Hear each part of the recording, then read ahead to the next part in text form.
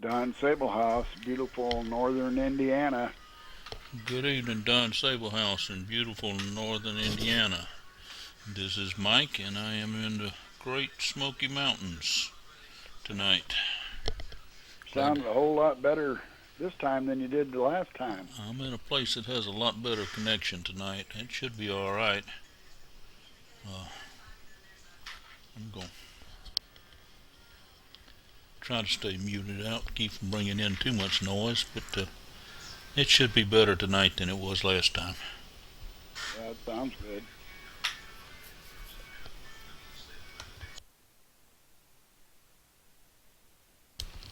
So how things? How's your how's your vacation going? Well, it's more of a business meeting than a vacation, but it's always nice to spend time up here. It's a beautiful country up here. Been kind of hot today, but we're hoping things will be We were better. warm here today. What's that? We were warm here today too, but there was a nice breeze, so it wasn't too bad. Well, that always helps. Yeah.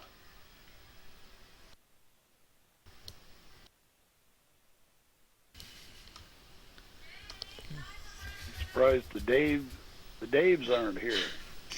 Well, I hadn't heard David. I did talk to Dave, Rev Dave, a little while earlier today, and he said something about doing some moving or packing or something. So he probably wasn't gonna make it tonight. Someone else made it though. This is Mike in the Great Smoky Mountains of Tennessee. Please tell us who you are and where you're calling from. This is Corinne.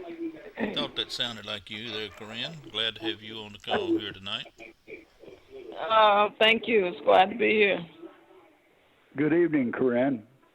Hi, Don. How you doing? Oh, I can't complain. Yeah, me either. It ain't gonna do no good anyway. Yeah, nobody listens. That's right. God don't even want to hear it. Yeah, he's tired of it. That's it. So, How's your job going? it's a job. I'm determined to. It's getting a little easier every day. I'm just dealing with it, and I'm getting used to it. I guess the part that I'm really, it's the forklift, not the forklift, but the lift, for the people. Uh-huh. And there's at least two different cars that I can drive. And they've got this one car they call the Beast. There's one van they call the Beast. And it's the open the door on the passenger side. It's like what I want to say, like a slide type thing, that it just, I can't even pronounce, how you say it, but it's like a handle that you pull it out this thing and you slide it across and it opens the door. But then to close it, you really got to put some pressure on it, and it's, after a while it gets, Anyway, I found out that Saturday I will be on, I'll be on the run by myself. So that's going to be a challenge. And Friday I have to go back to court to get something expunged off my record. The judge continued it till this coming Friday, so I got to go back for a hearing and decide. And they'll decide whether or not they're gonna, allow me to take it off, allow me to have it taken off. So I don't know. It's in God's hands, and I ain't gonna worry about it. It is what it is. So yeah, that's a good attitude. Other than that, I've said that I'm gonna stay on this job till at least September. And September is when I go to. By that time, I'm trying to catch up on some bills. By that time, I should have enough money to at least make the payment to get in on Skyford. Start that. But I'm gonna stay with it until September at least. That's when I'm going to L.A. For a week, the first or second week in September. My granddaughter's 21st birthday, and so we're going to go to Vegas, you know, and I've messed my mission to stay and continue this job. By that time, financially, I should be in a good spot where I can kind of, you know, get some bills caught up, and that's the main purpose, is catch up on some bills and be able to join Stiford and to maybe save a little money, put some money aside and stuff. That's, you know, so it's not this job is not a shopping thing, even though I do want to buy a few things. So, but still, you know, that's my goal right now. That's what I'm working for. My goal is to stay at this job, at least till September, till the second week in September. I want to be able to let it go, you know. Yeah, you just want to keep a good positive attitude and keep working towards that goal. I will, and I'm gonna. It's funny. I was watching it's a Christian channel that I watch. The Praise the Lord on CBN, I think, whatever. I don't know what channel it is, but it's called Praise the Lord. And I happened to click on it one day, and there was a young lady named her name was Seville, last name Jerry Seville. He's a minister's daughter, and I was catching something she said, and it's about this actor. Can't think of his name right now. Oh God, he was in a movie called The Mask, and oh God, he's a comedian. But anyway, he talked about how he wrote a check. You know, he had a vision, and he wrote himself a check, and he dated like 5 years from the date that he wrote it. He put in the amount, $10 million, and the Ray line, he was for acting services. Jim Carrey, that's who he was, Jim Carrey.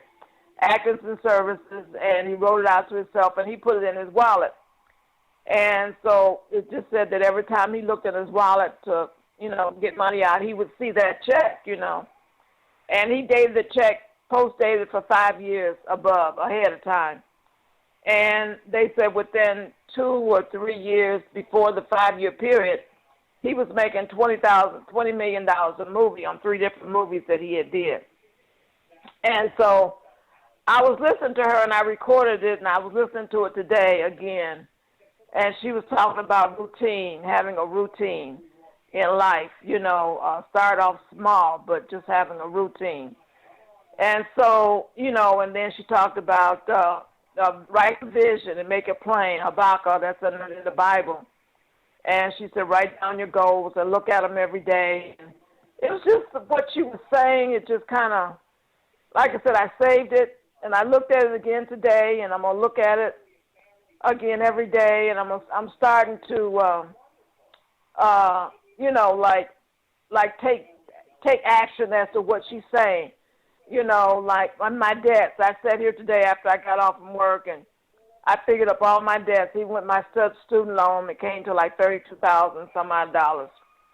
So basically, I'm going to write my vision to pay off that loan, that, you know, be debt free. How much money I want to make within what period of time. I'm going to write that vision down. I'm going to write those goals down, and I'm going to do what she said. I'm going to start reviewing them. And also, something I read somewhere else, it says, when you have the will and the will to do something, it kind of puts stuff in action, you know. And so it's like, you know, people ask me about this job, you know, and I told them, look, I'm just passing through. I'm not here to stay. I'm just passing through, you know. And I tell myself this is it's temporary, you know. I'm using this job for a purpose, for a mission, to get me on the other side, to get me where I need to go. This is not going to be my career. I'm not going to make it, this is not going to be I'm not going to be here. It's not going to be a career for me doing this. This is just a temporary situation to get me to where I want to go. So that's basically where I'm at right now. I'm growing. When I get off the phone with you guys, I'm going to write my vision and write it down and read it every day, and I'm going to will it to happen, and I'm going to believe it's going to happen, and I'm just going to stay focused And she talked about procrastination also, the same lady, and, about putting stuff off and stuff like that. So it's like, like I said, the job makes me want to do better. It really does, because I'm seeing where I'm at this job, and I'm saying to myself, Corinne, what do you have to do to make it better? Is this something you want to do the rest of your life? I said, hell no. This is not what I want to do the rest of my life. So what do you have to do to get out of this situation, to go to the next step? For the best is yet to come in my life. The best is yet to come. So what do I have to do? So I have to put stuff in action. Take one step at a time and put steps in action and move toward my goal and achieve my goal. Eventually, things will start to show up. Things will start to happen to know that I am achieving my goals. And as I see little things, it'll make me more excited and make me more enthusiastic to do this. But I know that this is not where I want to stay. I mean, I see these people. Oh, my God, it makes me so grateful that I see these people taking dialysis. I never knew there were so many people on dialysis taking this dialysis, and they have to do it 2, 3, 4 times a week. And they sit at these machines, and while their blood is being filtered, and for 4 hours a day, and they come out and they're debilitated, they're tired, they're worn out. And this one lady that I talked to, I just knew this lady was in her 70s or 80s. And I'm talking to her, and she told me, I asked her name is Evelyn. I said, Miss Evelyn, we call each other Miss the first name. I said, Miss Evelyn, how old are you? And she said she was 52 years old. Almost fell out of that seat. I am 64 years old. That woman looked 30 years older than I did. And when I told her how old I was, I said, Miss Evelyn, I'm 64. And she sat up, she said, really? I said, yeah, and you're 52? It's I'm grateful for my health, and I'm just grateful, that for what I see, and it just makes me just grateful to see the situation that a lot of people are in. It just makes me grateful. It makes me humble, and it really does. And so, I know God gave me this job for a reason, and it really humbles me. It really does. I know exactly what you're saying. I've done that a lot in my life. When I see something, when I might be feeling sorry for myself or something, I'll see something to make me ask myself, and you think you've got it bad, and it does. It makes me grateful for what I do have when I see someone that has it much worse than I think I do. Yeah, and some of these people have told me that they will be doing this the rest of their life. The rest of their life, the rest of their life, they will be this. This one lady, she was born blind, and she's on dialysis. She's got diabetes, and she asked for her inhaler the other day out of her purse. So she is so positive. She's such an upbeat person, and her spirit, she's got a beautiful spirit, but still, this woman was born blind. But she says that only thing she missed not being able to see is her children's face. Other than that, she said she really don't miss anything else. Not being able to see the sky or the trees or anything else, but it's just a very, like I said, it's just very, very humbling experience. Very humbling experience. Yeah.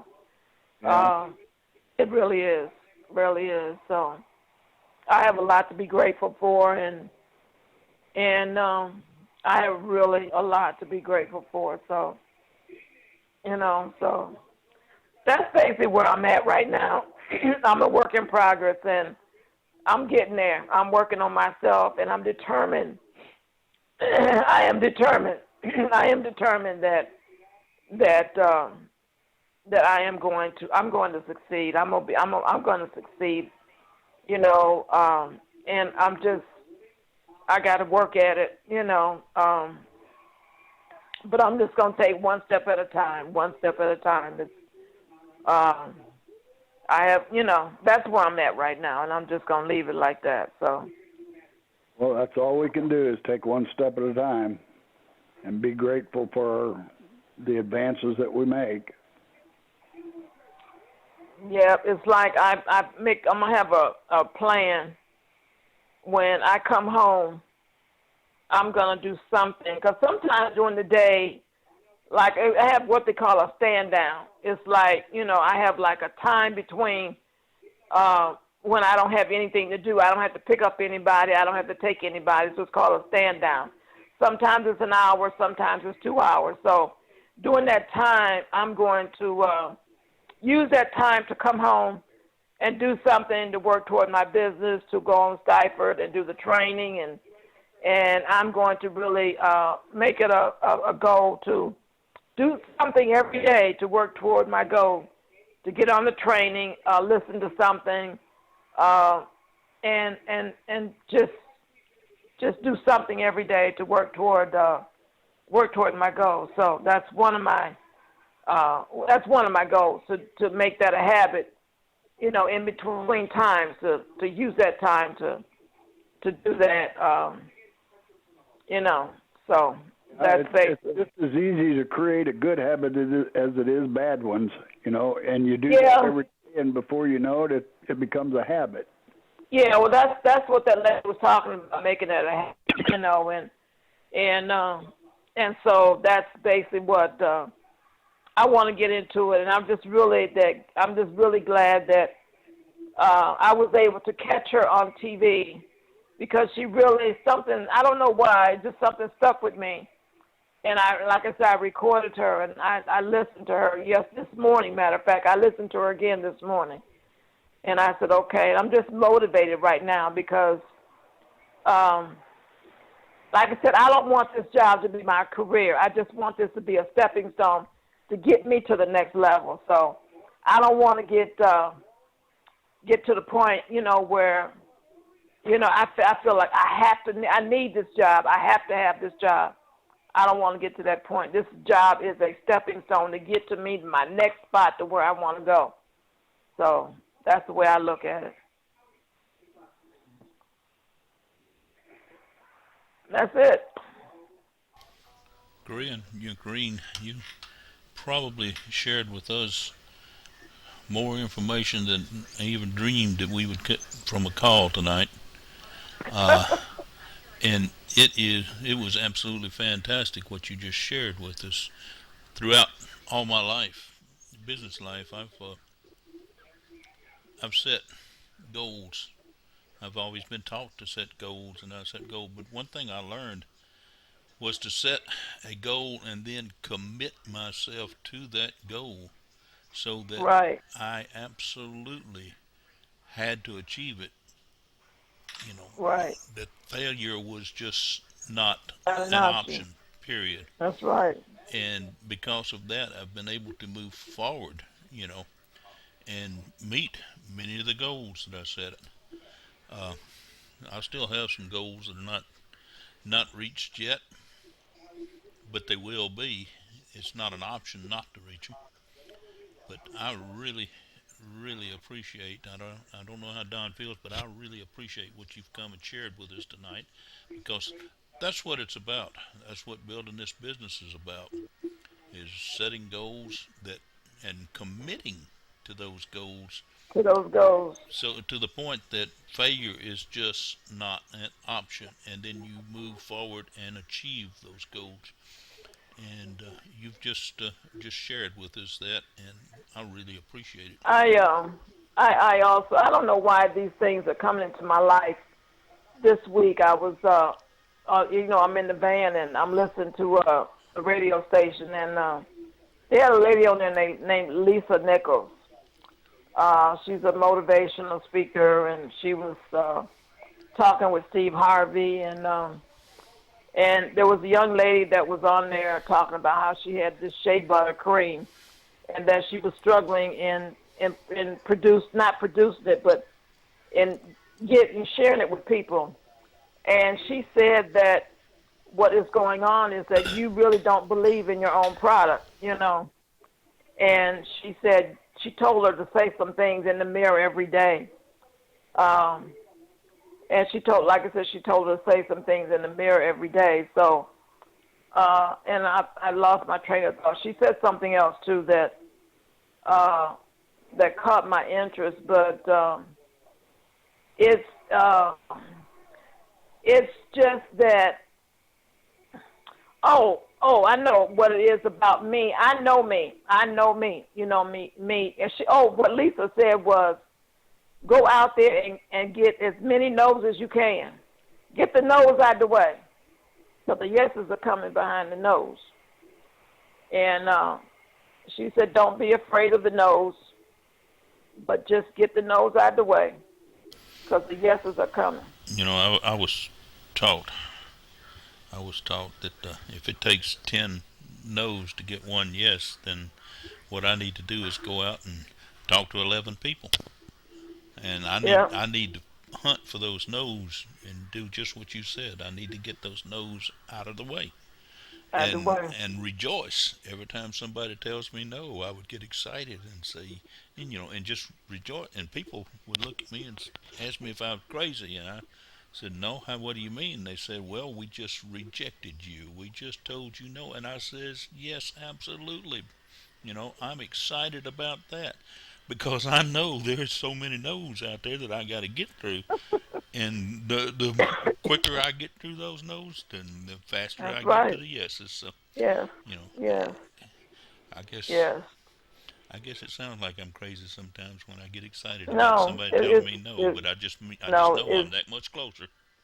no, it's not. It's just that I'm learning. Like I said, I know me. I know me. I'm the kind of person that will put things off, and say that, and then wonder what happened, and there's a sign I have in my room. There's three different kind of people: those that make things happen, those that wonder what happened, and there's another one: those that make things happen, those that wonder what happened, and then I forgot what the other one says, but it's in my room, and I look at it all the time. It's right by my door. I have it in a frame, and I look at it. I can lay there in my bed and look at it, and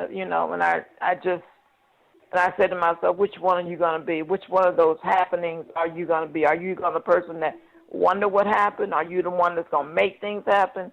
And I can't think of the third one. But I know that things are going to happen in my life until I take action. I mean, I can sit here and pray to God all day long, ask Him to bless me and do this and do that and do that.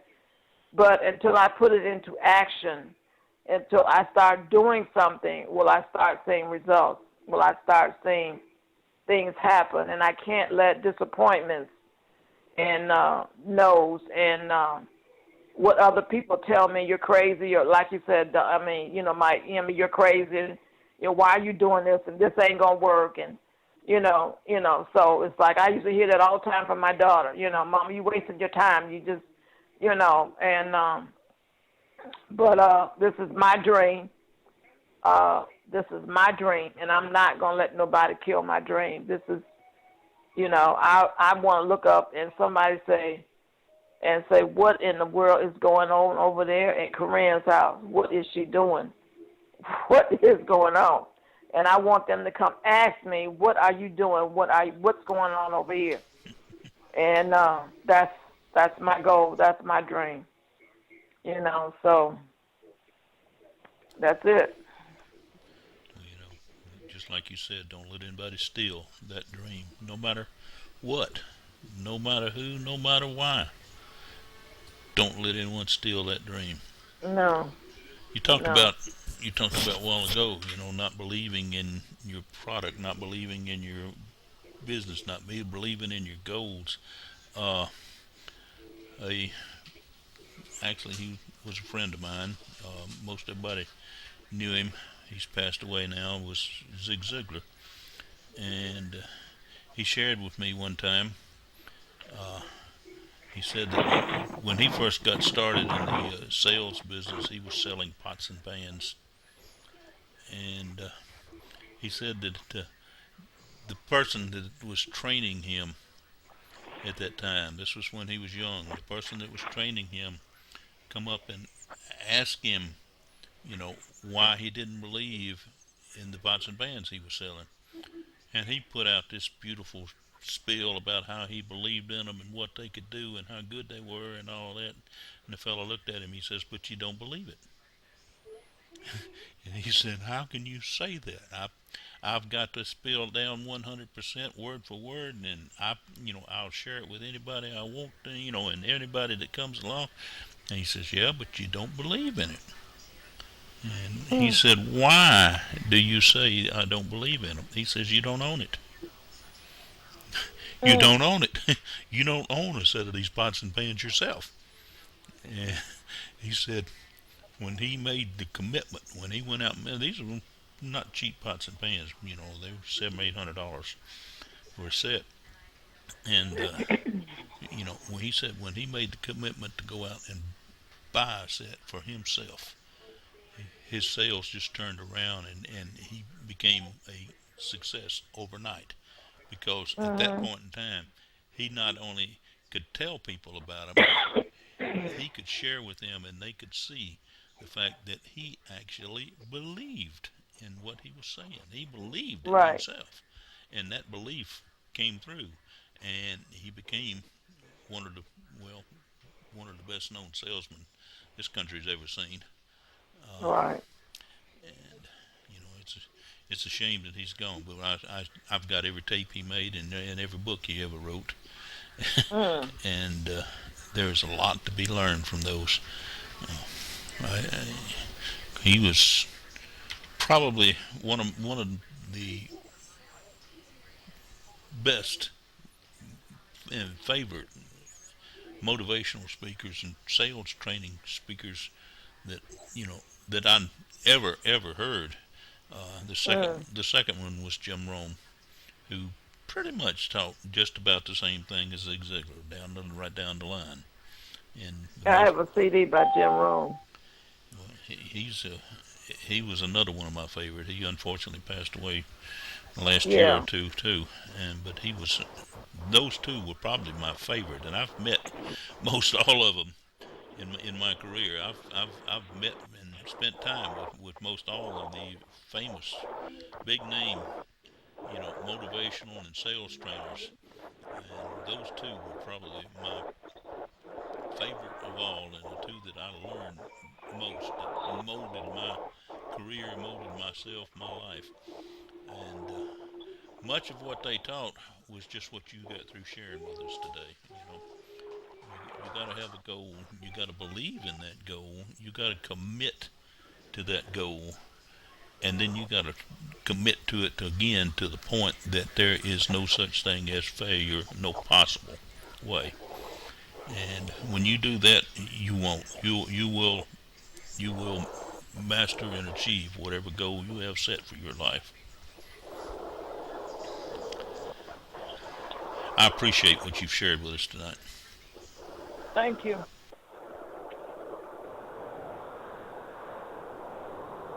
I haven't heard the bell. Did anybody else come in tonight? Yeah, Hi, somebody Mike. did. It's Sandy. There you are. I missed the bell. I don't know why. I just had a feeling that somebody else was there. Glad to have you in here tonight, Sandy. You and Doug both, if he's there. Yeah, we're in the car. Yeah, we're together. Good evening, Sandy and South Doug. Carolina. North Carolina. Yeah, I'm up not too far away from you tonight. I'm up here in the Smoky Mountains in Tennessee again.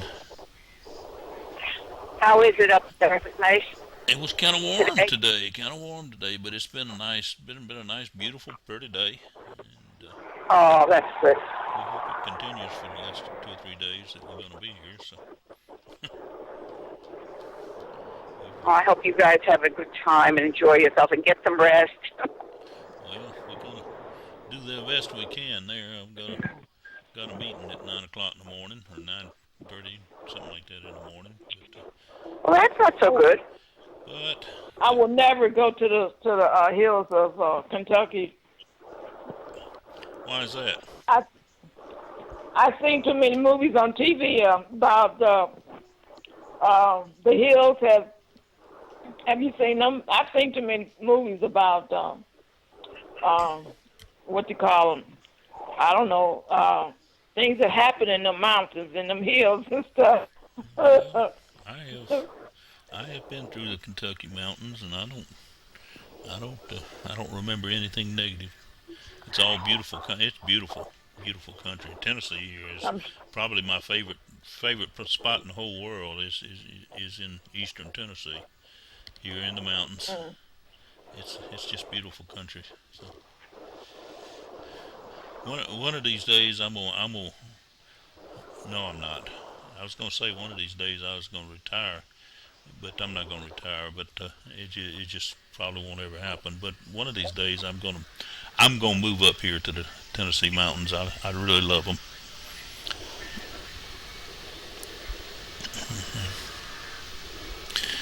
Sandy, have you got anything exciting going on this week? No, not really. I had struggled with a decision last week. I was invited to join another real estate agency, and we have our own company, so Yeah, I knew it you did. was, not the best thing to do. I mean, I would be paying them to work for them, but they had some benefits that were very appealing. I struggled and struggled and struggled. I finally said, God, you need to tell me what to do because I don't know what to do. Sometimes And man, that's all he you can spoke do. to me loud and clear. I'm not going to do it. All right. But it just amazed me. Sometimes you just can't make the decision on your own. You just can't do it. So God helps me. I usually make a mess out of it anytime I try, so Yeah. I try not to try.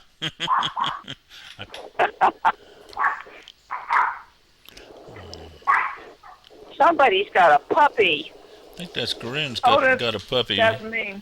He Oh, sounds like a cute little I'm puppy. trying to cover it up. Oh, sounds so cute. he's not bothering us, I don't think. Not bothering No. me. I'm trying to cover the speaker up because I got an earphone in my ear. The little Yorkie. Little Yorkie thinks he's as big as a lion, so he's going to let everybody know. Yeah, well, there's some people walking in front of my house, and they got a little puppy that's about as big as he is. One of his little playmates in the back of the house. And he wants to go outside, and I can't let him out.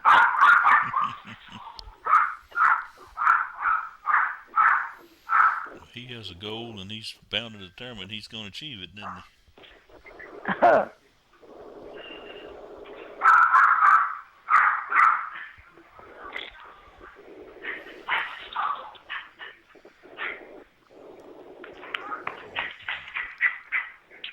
No, I'm not letting you out.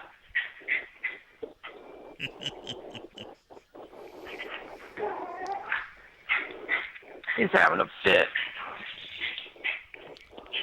Don, have you got anything you want to share with us tonight?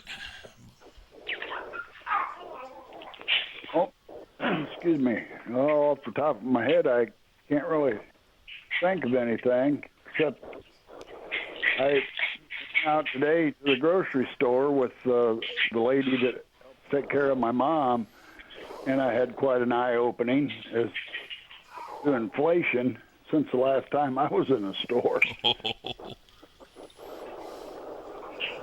If you don't make regular trips in there, it can be an eye opener. That was for me. I hadn't been in the store in all ages, and it was just quite a surprise.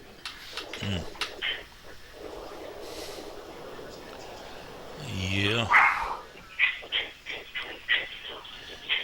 It's quite a surprise every time I sit down and take a look at the way things are going.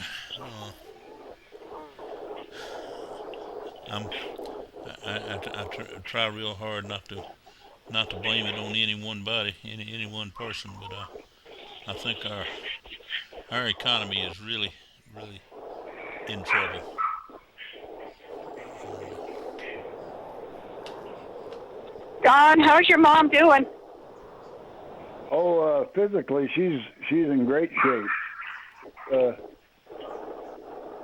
Just losing her memory or losing her mind. She has dementia, Alzheimer's. She's in great shape. that's that sometimes is hard to live with. I feel Oh for yeah, it is. my wife's father is. He's got what they call sundowners. I don't know if you're familiar with it, but it's a form of dementia, Alzheimer's, and it Yeah. what happens if it gets overcast or dark or something like that or rainy. He can't remember anything. He just has no recollection. No memory really to speak of. Uh, Oh, when it's bright and sunshiny, he does real well. You wouldn't know that there was anything wrong. But as soon as it starts getting a little overcast, he just has all kind of trouble. So isn't that interesting? we'll go visit him. He lives in a nursing home close by, and we go visit him. You know, and when we do, if it's like I said, if it's a bright sunshiny day, then everything's fine, and it's a great visit. When it's not, he can't even remember my wife. That's his daughter, and he can't remember her. So it's just Wow.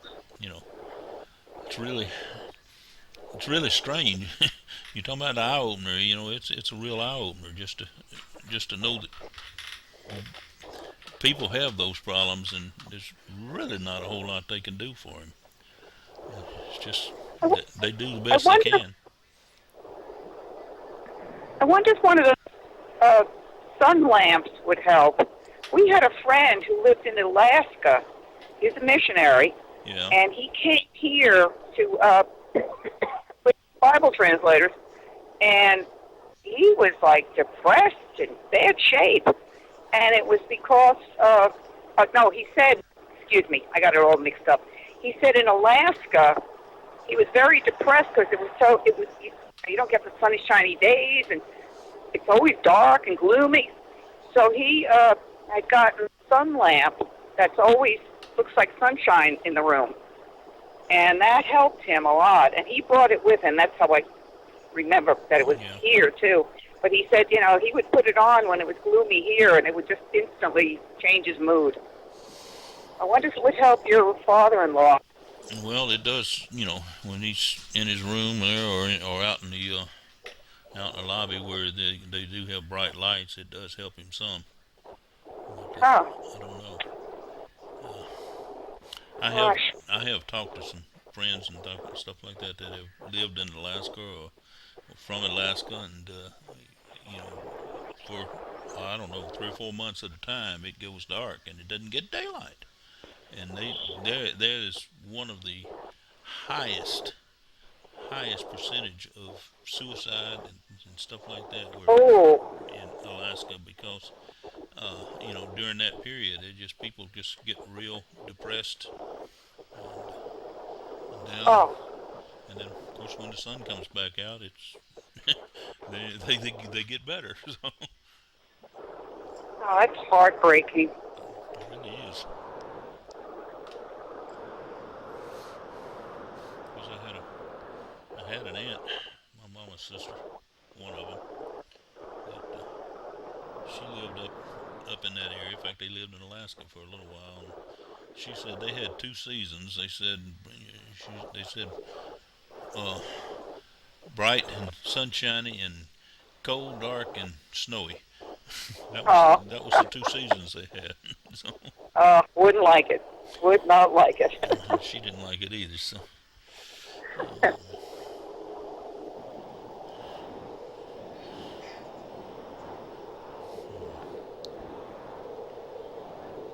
I mean, we get some days where it's 75 degrees and the sun is shining, the breeze is blowing, and it's like, this is heaven. This is the way it needs to be all the time. yeah, I love that. yeah, I do too. when it gets in the 70s with sunshine and a breeze blowing, that's almost perfect weather for Oh, me. Uh, it's just so nice. Oh, I like the sunshine. And I like the warm weather. The warm weather makes my joints feel good, but you know the the mild weather, it just it the sunshine, but 70-degree area and a little breeze blowing. That's just, to me, that's just ideal. it's just perfect. It just couldn't be better. Oh boy, there's a fire on the road somewhere. Boy, that. Uh-oh, that ain't good. No, somebody's burning something. It's very strong.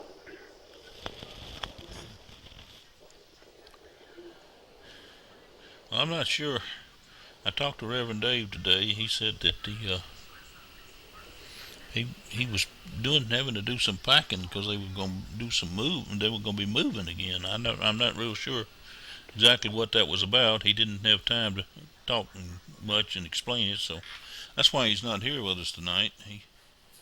He's packing, did you say? Yeah, I really didn't understand exactly what all he was talking about. So, like I said, he didn't have time, but he did say if he had time, a few minutes, he might pop in here tonight. But he didn't. He didn't sound real optimistic about being able to get in here. Mm. We're gonna be pretty busy. So, and I'm not sure where David is tonight. We missing Florida. We're missing our Florida weather here. And Well, Reverend Dave was looking for a house, wasn't he? yeah, he Looking. was. He was. Maybe they found something. He moved to. I think he moved to Akron or someplace like that, and but he was still in a apartment condo or something like Day that. of his birthday, so on our way back from our appointment, we're trying to make the cemetery so we can at least get there. It's taking us longer than we thought. So, Uh-oh. I guess that was Sandy that just fell out. I think that's what she said. She was going to probably drop out, and then she dropped out. But maybe she'll get back. Uh, anyway, well, I don't know. We've run about 45 minutes here, but I didn't really have anything specific planned to talk about tonight, and fortunately, as happens quite frequently, Corinne dropped in here and shared with us, and that did give us some very good information and very good lessons to learn tonight. So Thank you. I let the dog out, so he's happy as well. he's happy now, huh? Okay. Yeah, he took off running toward the back of the house because there's a house behind mine, and they got two little small dogs, and that's where he took off to. So he's back there playing, for a while. But when he gets tired, he'll come home. He won't He'll come come back to the in. door, and he'll come to the door and scratch and let me know he's ready to come back in. So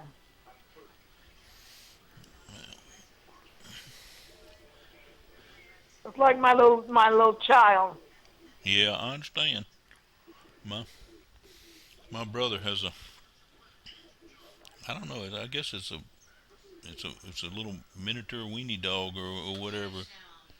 Adopted. Dachshund, but it's a miniature one. It's not a big one. And oh, I tell you what, it can be a It's, real. it's not a min pin. I don't know what it actually is. My wife said dachshund, but anyway, I don't know. But that little dog, he he can absolutely be a pain and a terror when he wants to be. That sounds like a min pin. I had one, and we gave him away. He was the terror of the neighborhood.